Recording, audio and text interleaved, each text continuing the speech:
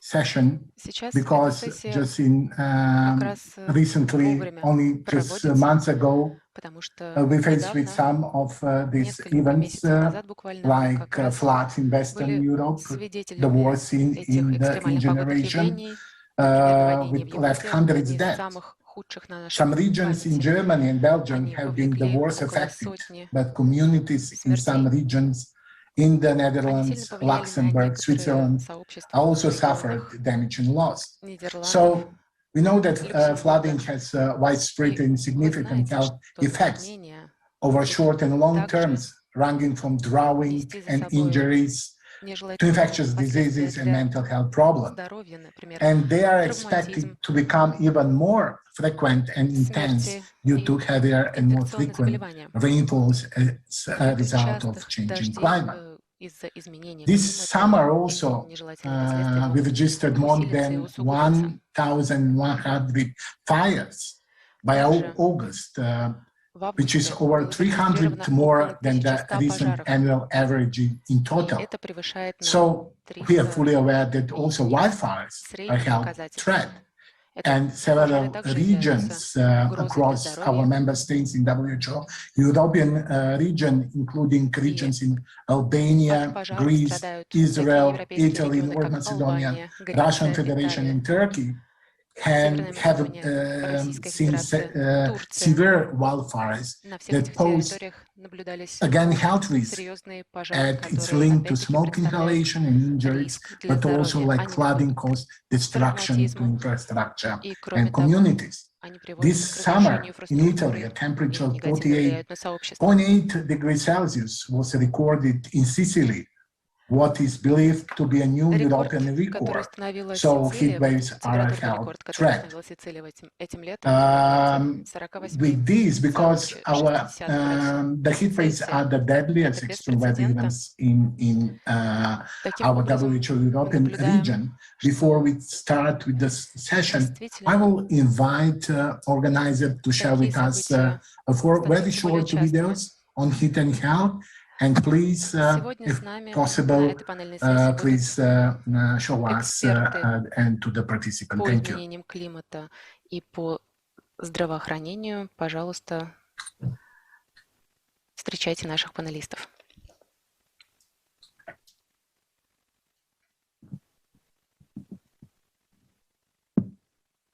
So, can we see the videos?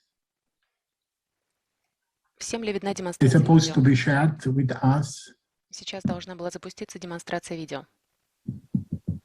Any representative from the organizers? Техническая поддержка, пожалуйста, ответьте. If not, I will really like to see them if possible, probably later on, because we would like to highlight that also the risk communication is very important, and the way how we can tackle this risk from extreme weather event. Because as we see, nobody and no country is safe from the effects of climate change. And it's truly global challenge that requires an urgent response. The aim of this session also need to introduce the question to the panelists. So I would like to invite my colleague Gerardo Sanchez-Martinez from European Environmental Agency to take the floor and inform us about the heat consequences, because, as I said, the main question for today's session is which are the lessons learned and what could be continued, strengthened, and taken forward in the future. Gerardo, the floor is yours. Thank you. Thank you very much, Vladimir. I'd like to confirm that you can see my screen, the presentation. Very well, thank you very much, and thanks a lot to all the attendees and to Bettina. It's been quite a while, but I'm very happy to be addressing you today. I'm going to be talking a little bit about the latest evidence on heat and health in the WHO European region. I work for the European Environment Agency, and so, as you must be aware, the WHO European region is broader than, and it encompasses the EEA member countries. There's been a lot going on lately in terms of scientific research on heat and health.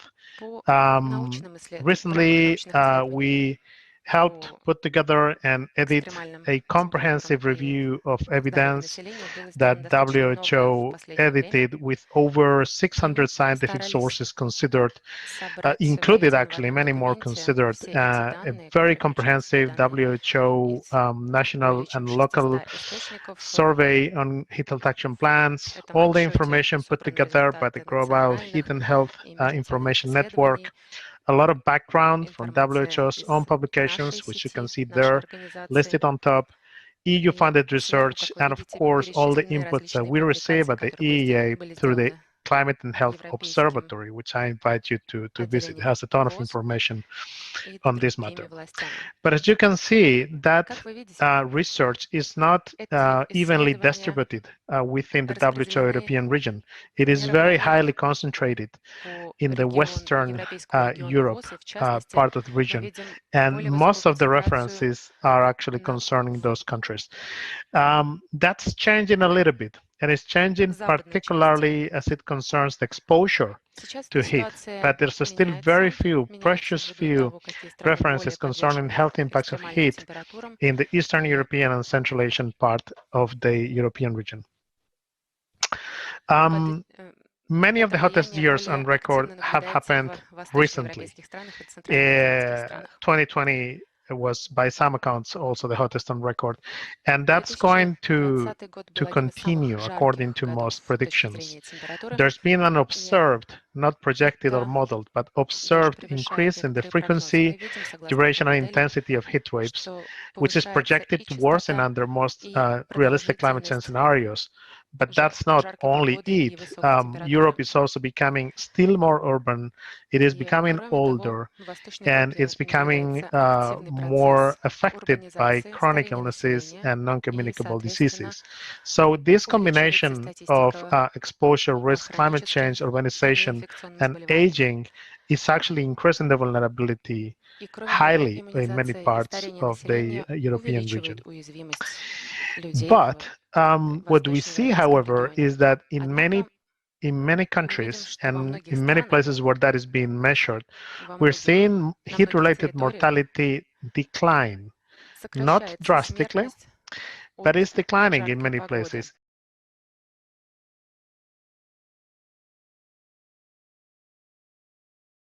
Seeing these trends, but we're seeing actually that happening in a number of places, and many of those places actually have heat health action plans in place.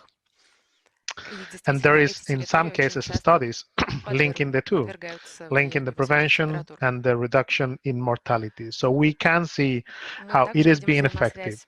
There is also, of course, an increase in awareness and in self-protection. We have evidence on that.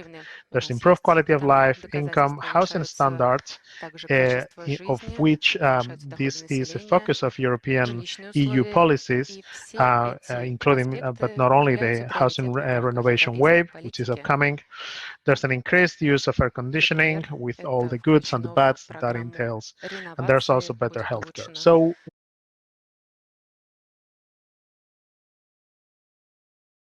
and prevention works, and so we need to be doing a lot more of that. In terms of the governance of public health responses to heat, and I think this is relevant for the audience of regions in the WHO European region, heat health action plans are insufficiently resourced, as we are being told by the managers of those plans. There is more involvement needed of local governments and non-state actors, but also of subnational authorities. So we see there in the survey that around 70% of the respondents of national plans said that the subnational authorities were involved to some extent, more so in states, provinces, regions, and oblasts than in local city authorities. But what is the actual roles of regions in prevention? This is something that we still don't know very well. I mean, we have anecdotal evidence, but we don't have a systematic overview of what's happening there.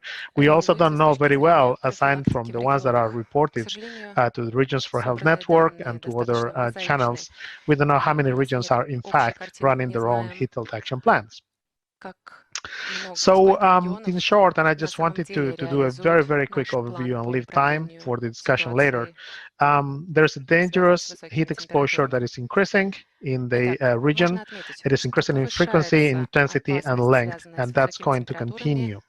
And it's going to be furthered by climate change, urbanization, and aging.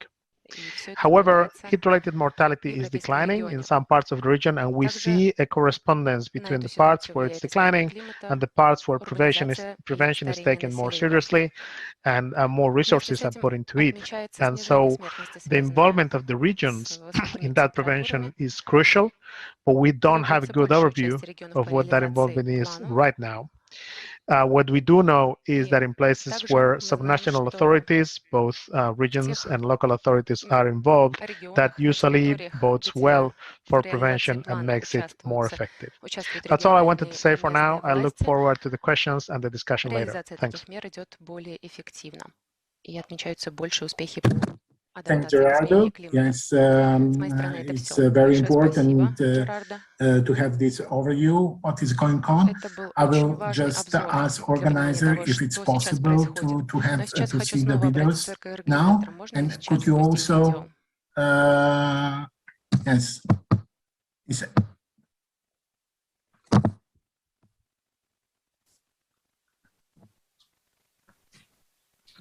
can we see the videos?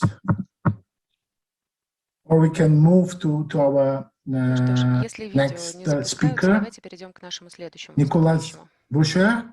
Please, can you, from Urban 20 Expert, who is the president of Metropolitan Development Alliance, can you take the floor?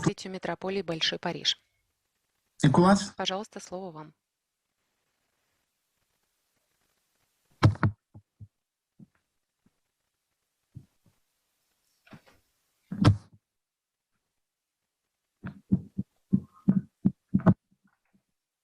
I can't see him here. Even I received a message from the organizers that Я получил сообщение от организаторов, что that is our next speaker. If not, I will like to invite Christian Silver, who is a representative of the Climate Department of the Swedish Environmental Protection Agency, to take the floor. Yes, can you hear me? Yes, Christian. Very good. I will try to share my screen here. Сейчас я также запущу презентацию. 1 second.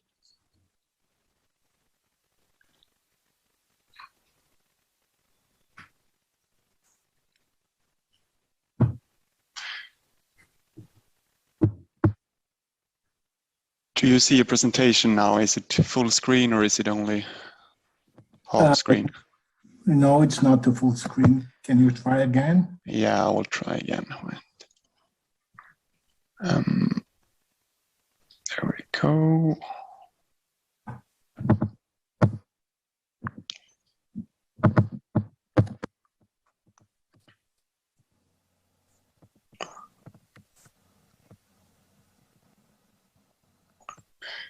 What about now? Do we have full screen now?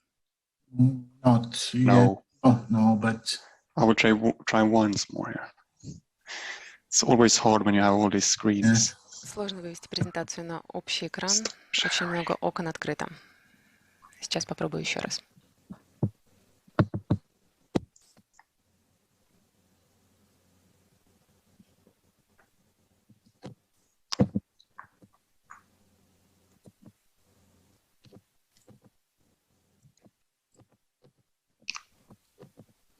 What about now then? yes. Very good. Все получилось. So hi, my name is Christian Silver. I'm at the Swedish Environmental Protection Agency. I'm at the International Unit and the Air Quality Unit. And I've been asked to provide a short overview of the air quality work we do here at Swedish EPA. Maybe air quality not is the spot on for the topics of this session, but well, many measures that we do for air quality also works to mitigate greenhouse gases and climate emissions. So it might be valuable and after all. I'm going to talk a little bit of the air quality in Sweden and the responsibilities that we have at the Swedish EPA, a little bit about data and some policy instruments and action plans that we use here in Sweden. I would try to take it very brief since I know that time is limited. So the air quality in Sweden is overall quite good. However, we do have some problems, especially in the cities. It's mostly road traffic that is the biggest problem, but also some wood heating and in some cases industrial emissions contribute. And we also have some transboundary air pollution in the regional background measurements. The role of the Swedish Environmental Protection Agency is several.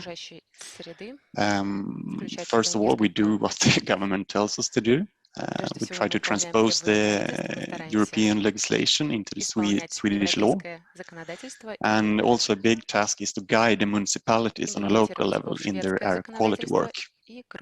We're trying to find out if there are needs for local or regional action plans, and if so, we help to develop them. And we're also responsible for the national monitoring network and that it's working, and as well as reporting data to the European Union.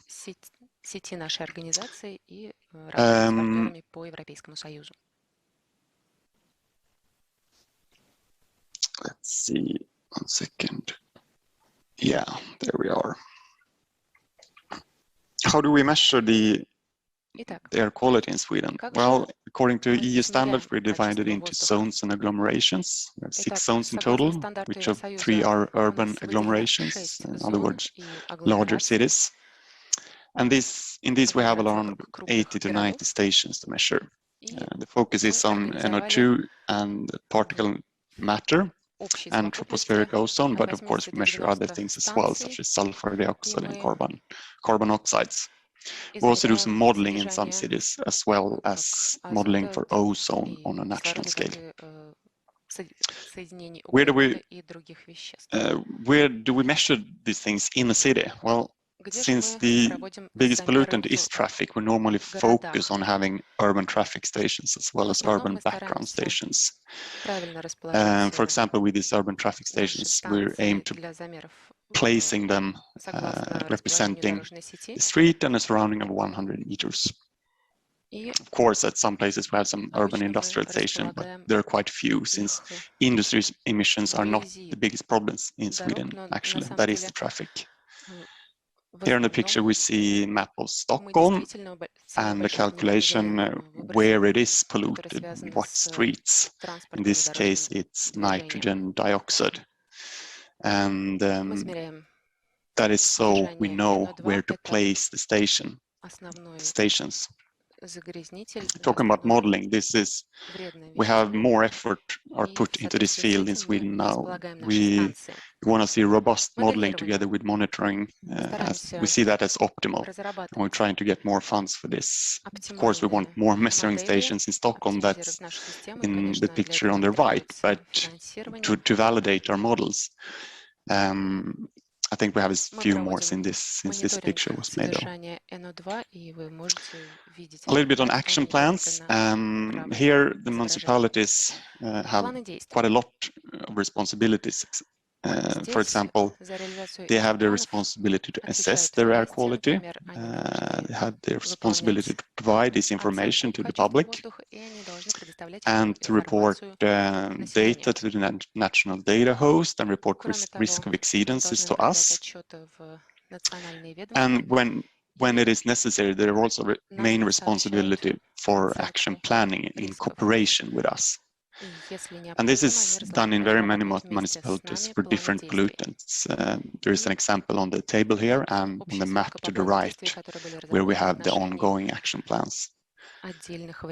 And not everyone needs this because they already have very good values in their ambient air. But where the need is, we develop them together with the municipalities. And this is an ongoing work with continuous evaluation that we work a lot with. So we're also working on a very local level together with the municipalities. A little bit on the historical air pollution in Stockholm, connected to some events in history. Here is only a couple of pollutants, but the trends are quite obvious in this picture. Of course, in the 70s, the oil crisis led to a reduction of sulfur dioxide, as we can see. And we also have some historic policy instruments that we have implemented that we can see have had some effect. Both the mandatory catalytic converters in cars and the NOx tax makes nitrogen dioxides to drop. Also, the ban on leaded gasoline makes lead to drop quite clearly. And some examples of policy instruments that we developed for cleaner air in Sweden. Some of them are quite more, Christian, please. There's still, sorry? Have limited time, can you? Yes, I will speed on. I will not talk so much about this, but I just show you some of the small policy instruments that we have made. The biggest one is that you can get quite a heavy subsidies for buying environmentally friendly cars. And very quick on this as well, cities has introduced climate or environmental zones where specific cars can drive to get a better local air quality. I will skip this. This is about communicating data on our national website. And this is the last slide, some examples of the bilateral cooperations that we have in the Swedish EPA. For example, with Russia, we have 2 projects in the starting phase that we look forward on developing further. So since time is limited, I will stop there. Thank you. Thank you. Thank you, Christian, for understanding. Yeah, of course. We'll have a possibility to share some examples and answer the questions after during the discussion. Now, I would like to invite Dr. Boris Revich, the head of the Laboratory for Predicting the Quality of the Environment and Public Health from the Institute of the Russian Academy of Science, State of War. What is the floor is yours? И здоровья населения Института народохозяйственного прогнозирования РАН. Hello, Vladimir. I'm happy to hear and see you, and I hope that I'll be able to see you in Moscow very soon. Today I'll be talking about the heat wave of 2010. That was an extreme weather event, and it was described in many documents and a large number of publications. This heat wave lasted 42 days, and in no city in the world has ever witnessed a heat wave that long. Now I'm showing you the map. Unfortunately, I don't have here with me a colleague of mine, head of Hydrometeorological Center, Roman.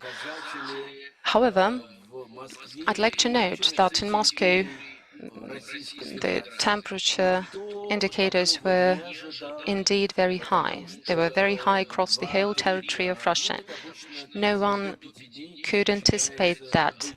Well, normally heat waves last 1 or 2 days, up to 5 days. That's still a normal heat wave, but the heat wave that lasts 42 days, that's something really abnormal. And even during the night, the air wasn't cooled down enough, which would be normal for our region. And you can see those circles in red that mark the area that witnessed the highest temperature. That's how the red square looked. Right now we're not far from it, and here you can see the smog that covered Moscow. Why did we have this kind of weather condition? The matter is that we have the fertile soils that are located in areas around Moscow. They were used as fuel, and indeed, in the past, this kind of fuel was used to supply electricity to households, and that was one of the pillars for our agriculture too. The anticyclone led to those fertile soil deposits setting on fire, and the smoke that was coming from them covered the city. That smog, hundreds of thousands of tons of hot air, very saturated with different pollutants, invaded Moscow, and even in the center of the city, you can see what the situation was like. You can see all the smoke.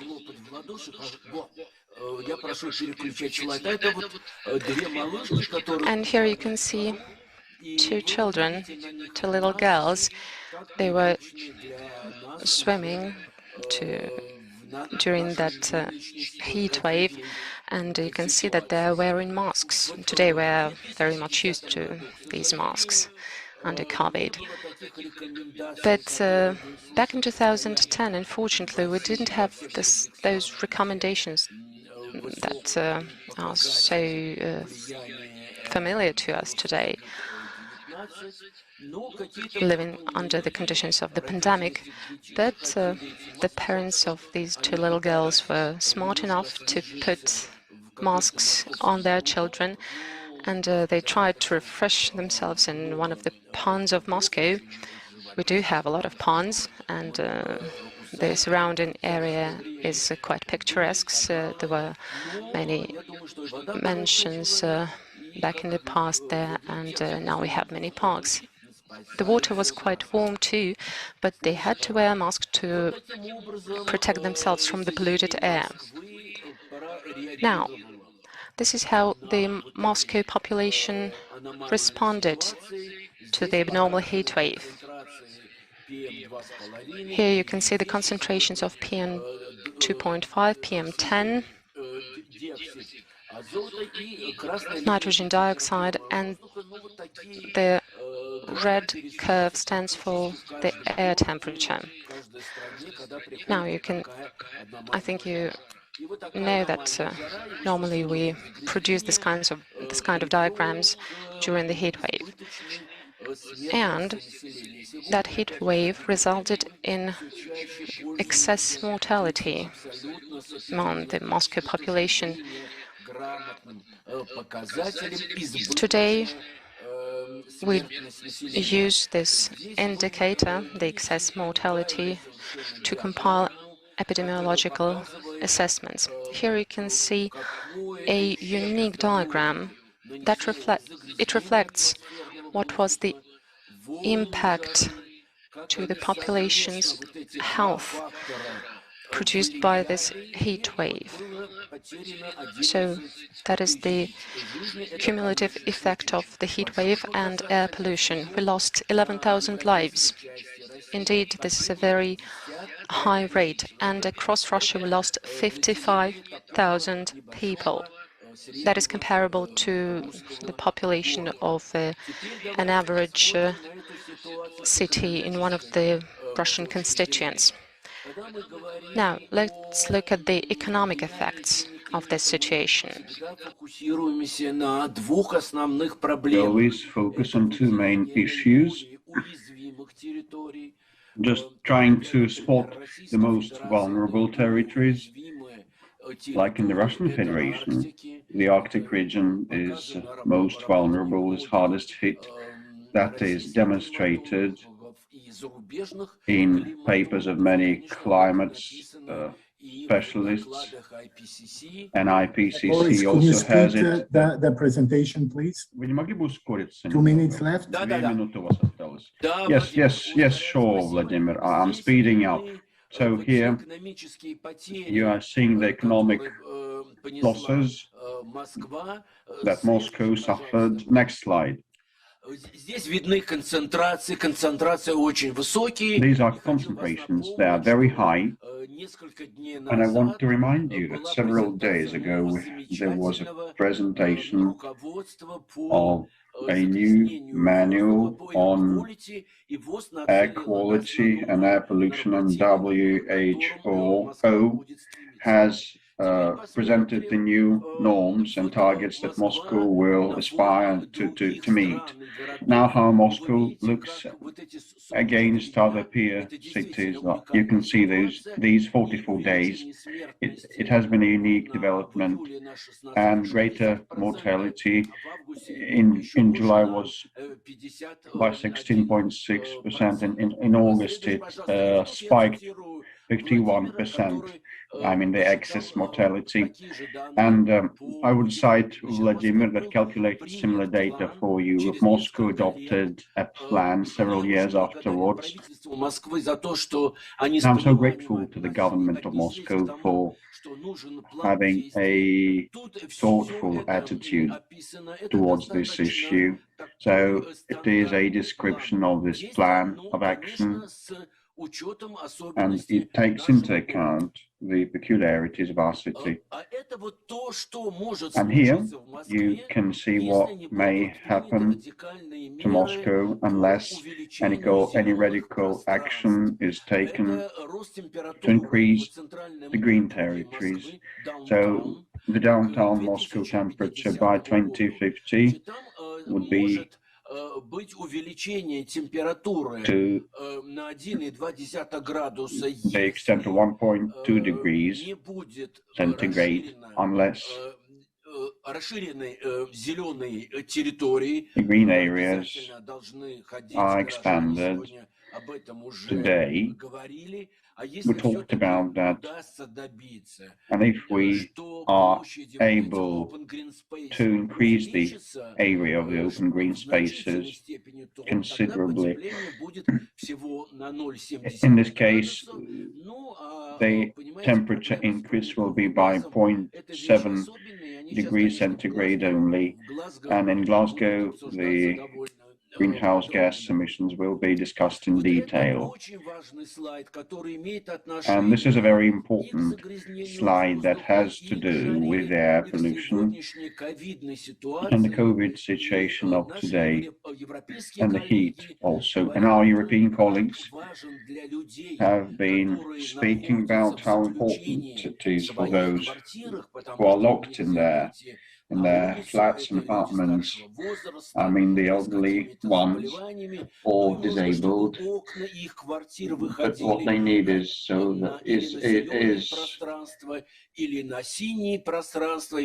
their windows to overlook the green or the blue spaces. And Russian psychiatrists and psychologists did some studies and surveyed people in different cities, and they definitely speak how unfavorable the COVID pandemic is for mental health. So it is of importance to do these issues and problems, and many researchers in the Russian Federation, and this slide shows to hurry because others is waiting and we have very limited time. Please finish your presentation. Yes, just one last slide, and I'm through with it. finishing and concluding by a word of gratitude, and I hope that the studies will continue in different cities of Russia. And that once again, I would be grateful. I'm grateful to the European WHO office for providing the state-of-the-art products to assess the air quality and speak in favor of the green space's positive impact. Thank you, Vladimir, for your invitation. Thank you, Boris, for this comprehensive information. We'll have a chance during the discussion also to highlight some points. I would like now to invite Nicolas Bouchet, from the President of the Metropolitan Development Alliance, Greater Paris, to take the floor. Please, Nicolas. Thank you. Thank you very much, Vladimir, and sorry for being a little bit late. I'm trying my best to fulfill my promise, and thank you very much for Moscow to inviting me to this meeting, which is important because Moscow joining the region of cities of the World Health Organization is very meaningful in these times of the COVID, right? I understand that part of the discussion is also to make the connection between the pandemic and other dimensions of health in the city, be it about mobility, be it about air quality, or be it about global warming and climate change. What I would like to do today, very briefly, if you allow me, and I will quickly share my screen, is give you a couple of insights, not in general, but about specific questions that have been involved with in the context of the G20, right? Which Russia, of course, is an active member of, and especially the question of infrastructure, because I believe, and this is the lessons also from the last 3 years of interactions with think tanks from Russia, Indonesia, India, China, Japan, and all across the G20, that without the proper infrastructure investments, which includes nature-based solutions, there are only temporary responses, right? And at this moment, we can see that most of the infrastructure in our cities, including Moscow, including Paris, is not very much fit, right? Either to respond to pandemics such as the COVID, or to longer risks. I have had the chance to be the co-chair of the infrastructure task force of the group of think tanks of the G20 this year in Italy, and in the past couple of years. And in September and October, there have been very, very intense discussions about issues that do connect with today's discussion. What I would like to highlight is that sometimes the solutions are to be found at the edges, at the intersections of many topics. So while working in the G20, I've also edited a few days ago a book which participated the Moscow University of Transportation, St. Petersburg State University, Tom State University, and others, not only in Russia, but also in Russia, about crossing the lines between health and sanitary issues, investment issues, agendas, solutions at all levels.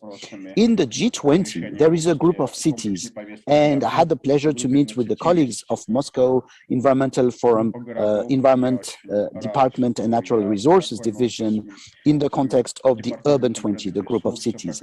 I must say that while we have been working together very well last year with our colleagues from Saudi Arabia, this year there was not sufficient time for in-depth expertise, and the conclusions of the Urban 20, that is the group of cities, are, I would say, a little bit below the lines.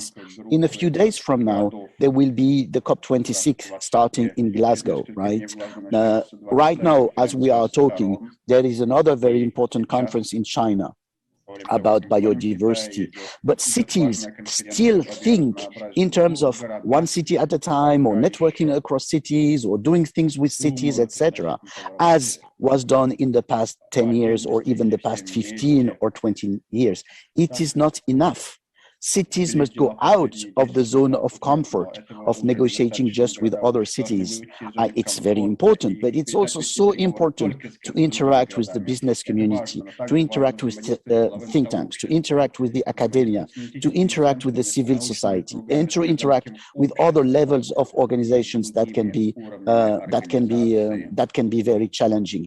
What we have done with this book, which is the beginning of a 3-year process towards 2024, and that has been edited with partners in India, in Indonesia, and with about 100 co-authors, including Eduardo Croce, which you can see here, which is also a champion in Europe about nature-based solutions for cities, is really working across those intersections. And what we have also done, and this has been released a few days ago, is really considering how to invest in a new sustainable economy, how to think in other dimensions which do relate to health, but also which do relate to the economy and the built environment, such as circular economy. And those policy briefs have been edited by the T20. They are available. It is really public good. I would like to emphasize also the need to work on common criteria for environment and infrastructure, which is rarely done and which cities cannot do alone. And to finish, I would like to share 3 insights with a couple of photos, because this book, Intersecting, I mentioned about, is also richly illustrated. This is a photo from Yakutsk, for example. And one aspect is connecting health issues to a local sense of the ecological boundaries or the planetary boundaries, which include resources, raw resources, which includes the question of carbon emissions, which includes also the question of chemicals, right, in the soil, in the water, or in the air. And in Berlin these days, there was an important event, the World Health Summit. On the first day, the Secretary General of the World Health Organization really also insisted on those aspects. And yesterday, I was in a roundtable about the socio-economic impacts of the pandemic. And here is another one. If we do not consider health as a public good, but if we do not consider that health as a public good has to be connected with other issues, practical issues, investment in infrastructure, etc., that should be also considered somehow as public goods, probably all the investments in recovery systems will partially fail to address 2 things. First, the need for environmental and safe environment and well-being to be accessible to all in cities, but also that cities need to be very much aware that there are different levels of cooperation that are necessary. Otherwise, you do good things in the city or in the middle of the city, but in the outskirts of the agglomeration or at a larger, I would say, cross-regional urban development and industrial development systems, you do not pay the same attention because there are not so many citizens, right? So these are very, very important dimensions. The last dimension is these human connections, which you are convening today. The lady you can see here with the book is the same person as we featured on the cover of the book. She's a nurse in a hospital in Italy, and she was a nurse in an intensive care unit during the peak of the pandemic last year in Italy. She does not look the same, right? She was the first person to which we offered the book. And these lessons of, I would say, human connections are also very important, but they cannot find a way to be fulfilled if we do not, I would say, accelerate the networking and the interrelations and the intersections between local, regional, and global levels of governments. This is where the few insights I wanted to share with you today, and thank you again for inviting me.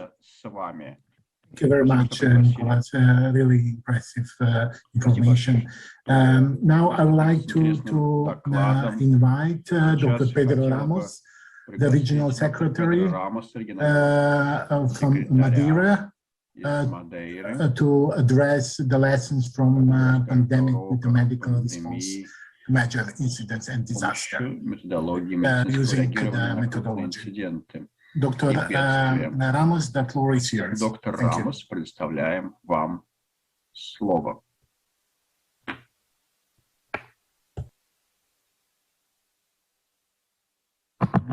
the...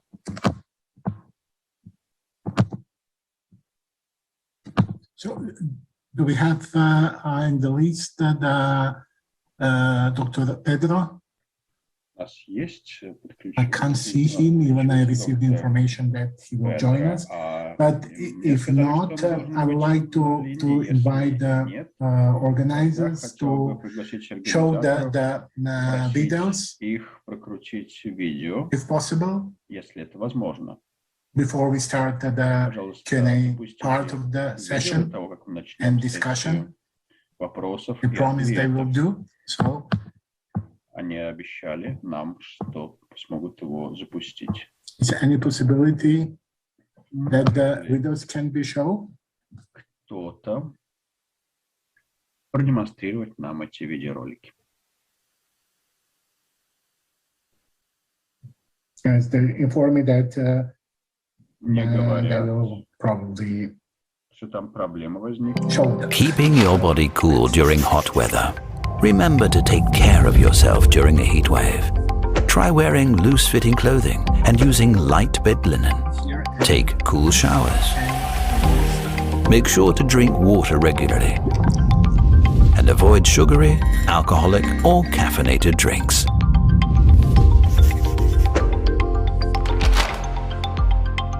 Videos are rolling, but without any voice. Keeping cool in hot weather during COVID-19. You can protect yourself from both the heat and COVID-19. Some people are more vulnerable to both the effects of heat and to COVID-19 complications. While practicing physical distancing and wearing an appropriate face mask, you can still keep in touch with neighbors and family members. When cooling off, use large public spaces with plenty of fresh air and stay out of direct sunlight.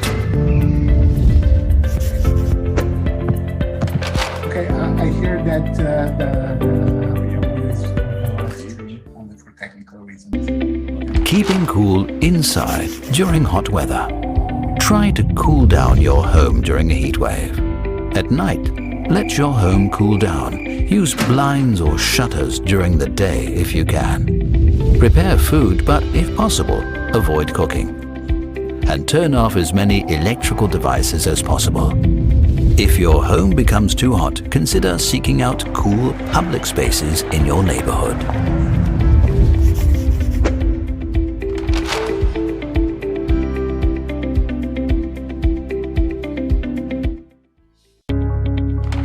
Keeping cool outside during hot weather. Remember to take care when you go outside during a heat wave. Try to stay cool in the shade and avoid physical activities during the hottest part of the day. Don't leave children or animals in the car. If possible, shop at cooler times of the day.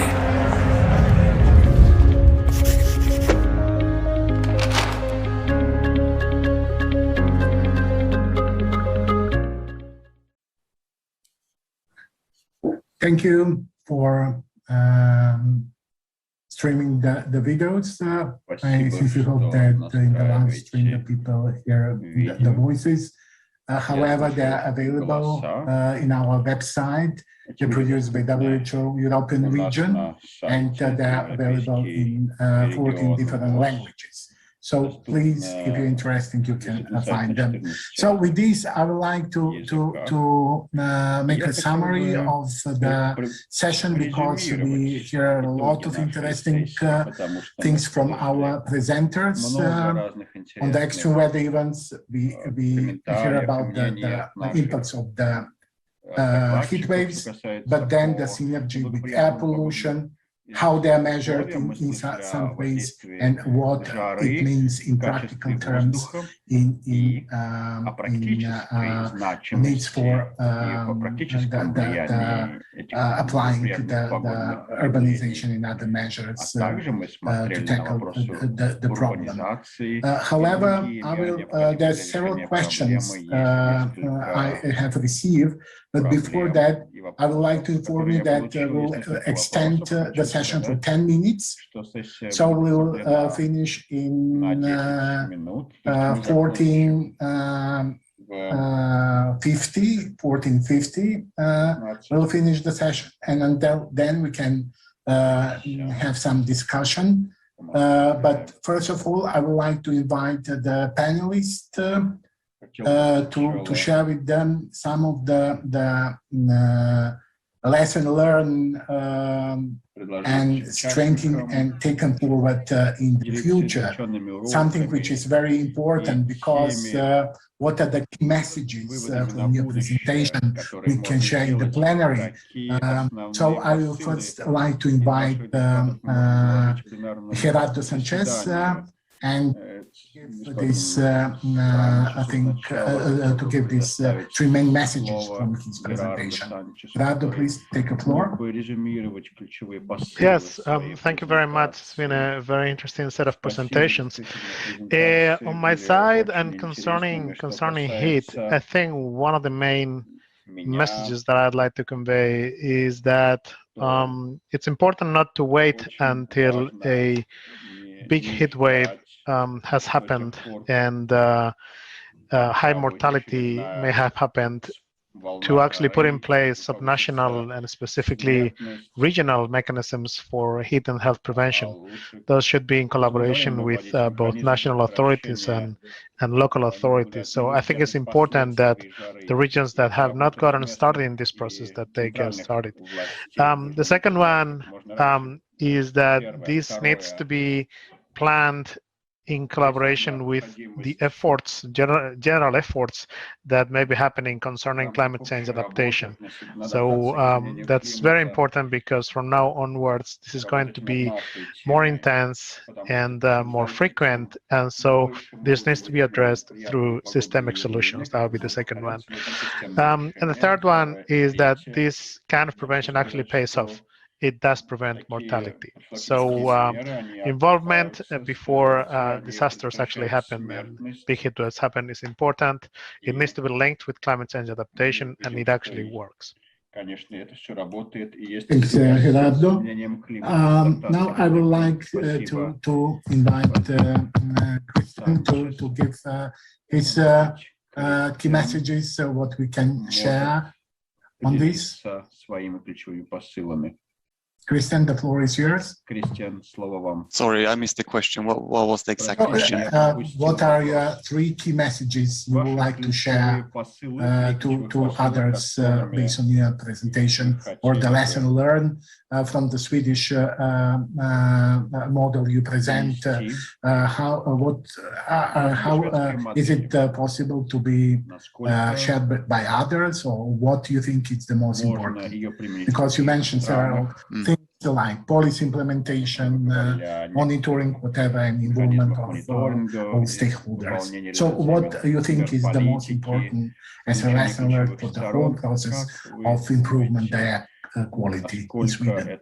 Well, in our opinion, I mean, there's a long way of implementing actually working policy instrument to mitigate air pollution, as I work with.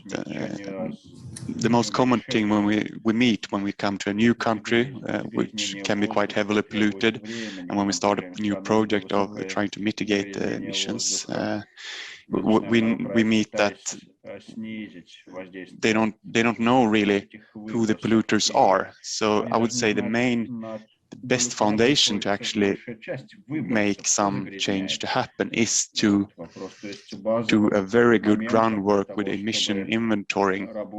Because if you have these comprehensive and very good emission inventories, which are reliable and transparent, published transparently to the public, you can hold the polluters accountable for what they do, and in that way implement measures. It's kind of hard to like randomly implement measures on industries and factories when you don't have like the groundwork to prove that they actually are a heavy polluter. When you don't have that comprehensive inventory to show, the process most commonly halts before coming to actual policy instrument being implemented. So I would say that is the that is the most that we do in many countries when we work together with them to try to develop comprehensive emission inventories to really map where pollutions are coming from. Thank you. Thanks a lot. Now, the same question to Boris, definitely, what are key messages or lessons learned from the fires in Moscow in 2010? Because there was also a question in the chat about the measures were taken. Boris, the floor is yours, please. Thank you. I apologize. I haven't had a chance to speak about that, but what made me happy is that the measures were taken expeditiously, like in 2011. Well, the watering, the inundation of the peat areas and territories started. And, you know, the design documents were prepared within a very short while. Lots of works were performed. And the permanent surveillance and monitoring was put in place, like the peat fields, especially deep occurring peat fields, should also always be controlled in terms of temperature, because they can self-flare.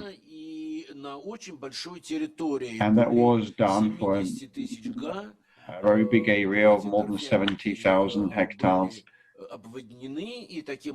And the inundation took place, and now we are much more at ease. Like if the another heat wave arrives, we will be braced for that. And new heat waves may occur every 2 years. And we have the ongoing surveillance and monitoring, and additional funds have been allocated to the firefighters. Their capability has been boosted, so I'm 100% sure that the 2010 situation can never happen again in our city.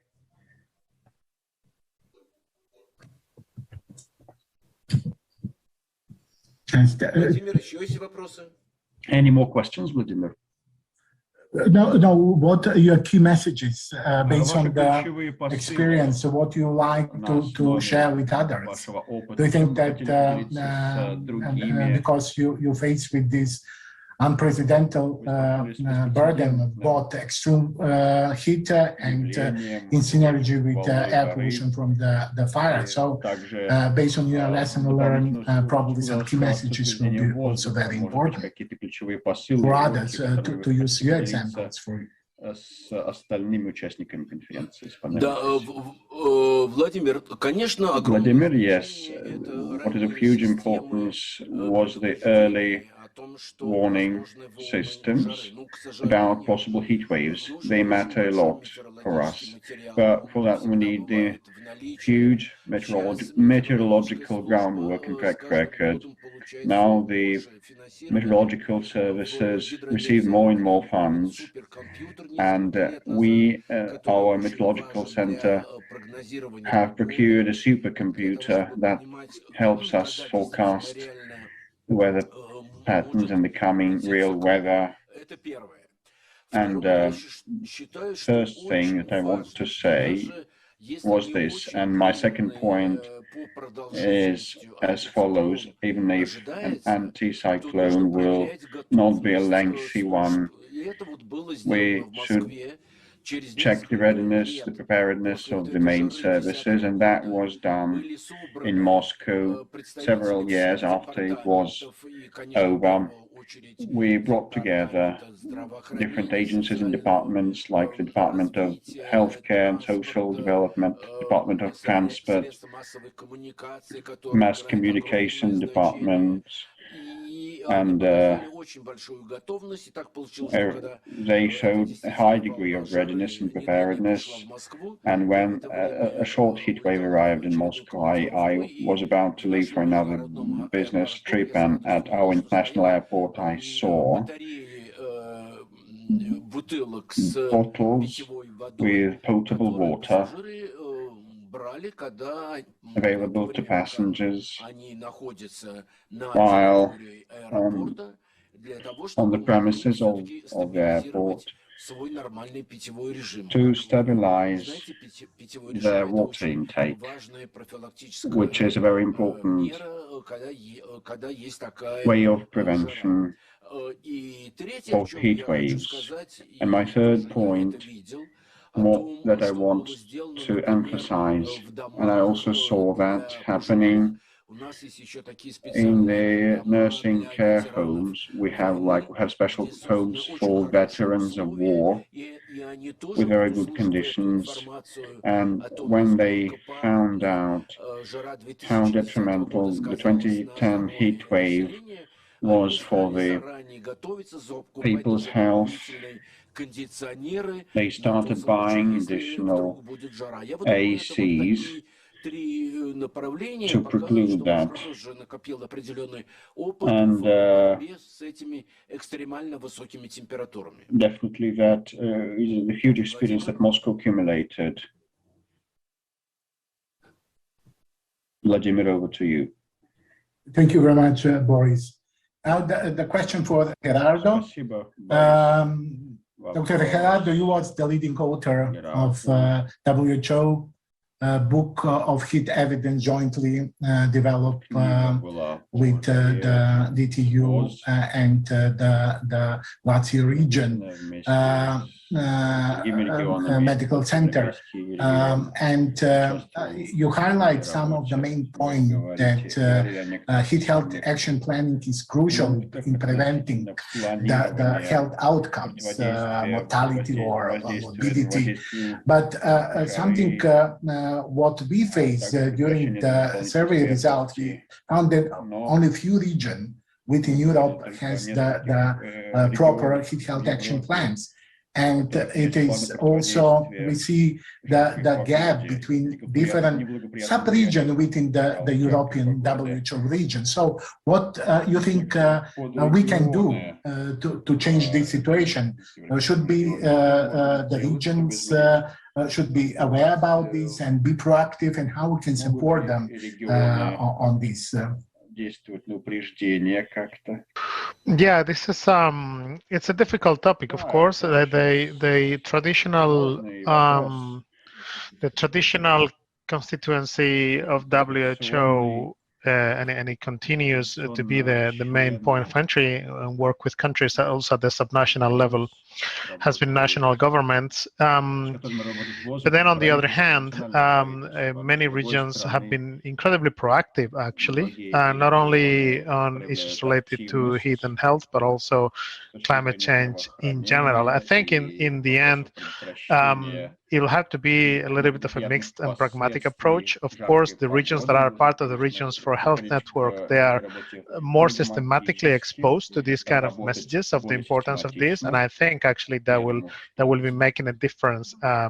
Also, they know that they can directly access the know-how in WHO and access to the experts that help WHO in this regard. It's still going to be difficult for WHO and to organizations at the supranational level to obtain a good overview of what's happening in the ground. I think the only way to go about it would be to engage national governments in a relatively large effort of surveying what's happening at the subnational level. I think in the end, it will have to come down to something like that, and of course, it can be calibrated through the inputs obtained through Regions for Health Network and other similar organizations. Thank you. Thank you. Any others? Just to see if some question in the chat. Yes. Do you want to give some last thought? What you think you didn't mention before the discussion and your points? It's open to all of panelists. So we have to switch to wrap-up session in 2 minutes. So we'd like just to inform you that there will be, in fact,